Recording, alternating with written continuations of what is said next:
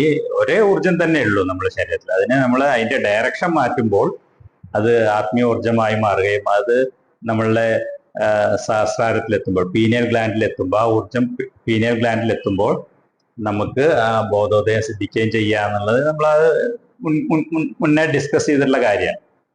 അപ്പോ ഈ ഊർജം ഇതിനെ നമ്മൾ ശക്തിമത്തായിട്ട് നിലനിർത്തിയാൽ മാത്രമേ അത് നമുക്ക് മുകളിലേക്ക് വളരെ സക്സസ്ഫുൾ ആയിട്ട് ഫലവത്തായിട്ട് നമുക്ക് അതിനെ ഉയർത്താൻ കഴിയുള്ളൂ. അപ്പൊ അതിന് സംഭവിക്കുന്ന ചോർച്ച നമ്മളുടെ മാർഗത്തിൽ ഉണ്ടാവുന്ന ചോർച്ച തന്നെയാണ്. അതിന്റെ വേഗതയെ കുറയ്ക്കും. പക്ഷെ അത് പൂർണ്ണമായിട്ട് ഒഴിവാക്കാനും പറ്റില്ല. ഈ ലൈംഗികോർജം എന്ന് പറയുന്നത്, അല്ലെങ്കിൽ ആ കാമനകൾ എന്ന് പറയുന്നത് അതിശക്തിമത്തായിട്ടുള്ള ഒരു ഊർജമാണ്. അതിനെ തടയുക എന്നുള്ളത്, അല്ലെ നിരോധിക്കുക, പൂർണ്ണമായും നിരോധിക്കുക എന്നുള്ളത് ശാസ്ത്രീയമല്ല. എല്ലാ ജീവിയിലും ഉണ്ടാവുന്നതാണ്.